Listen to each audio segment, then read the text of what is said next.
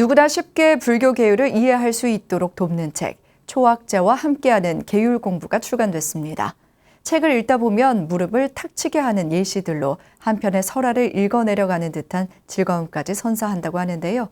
계율에 대한 궁금증을 한 권의 책으로 담은 초학자와 함께하는 계율 공부를 정준호 기자가 소개해드립니다. 온라인 수계가 가능합니까? 초학자와 함께하는 계율 공부 저자 정현 스님이 최근 자주 마주하게 된 질문입니다. 매체의 발달과 더불어 코로나 팬데믹을 거치며 유튜브와 줌 등 온라인 활동이 일상화가 되면서 자연스레 가지게 되는 궁금증들입니다. 정현 스님은 이런 질문들에 율장의 각종 작법이나 갈마의 필수 조건을 근거로 설명하며 독자들의 이해를 돕고 있습니다. 누구나 쉽게 실시간으로 예불 방송에 참여하고 설법을 듣는 것이 가능해졌지만 수계만큼은 계사를 통해 계법을 받아 계체를 형성하는 것이 가장 중요하다고 답을 내놨습니다. 현전해야 된다. 당사자가 반드시 이렇게 대면하고 해야 되는 것이 제일 중요합니다.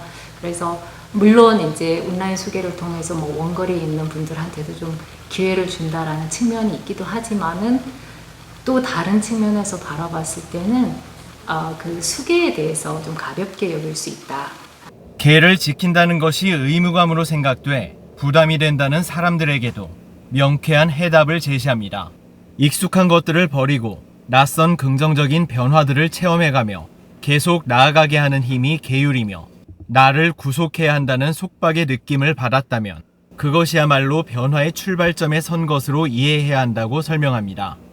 평소에는 그냥 생각 없이 하던 행위도 내가 계를 받은 사람으로서 이렇게 해도 되나? 이런 마음이 생기기 시작하는데 사실 그게 속박이라는 의미로 보면 속박이지만 그걸 기점으로 해서 우리 개개인의 신구의 삼업을 변화시킬 수 있는 어떤 기회가 되기 때문에 비구니 차별 또는 불평등에 대한 저자의 담론도 진솔하게 펼쳐놨습니다.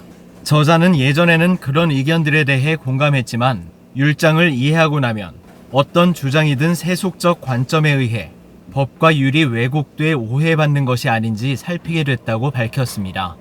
율장에 따라 비구 승단과 비구니 승단을 독립적으로 운영하되 교류가 필요한 경우 합당한 갈마의 형식을 지키며 서로의 성장을 위한 협력 관계로 해석하면 된다고 설명했습니다.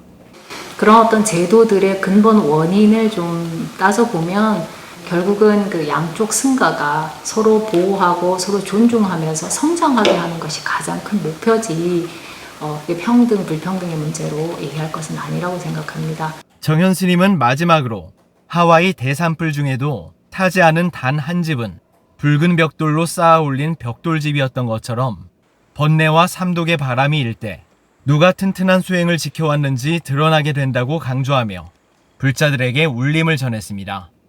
BTN 뉴스 정준호입니다.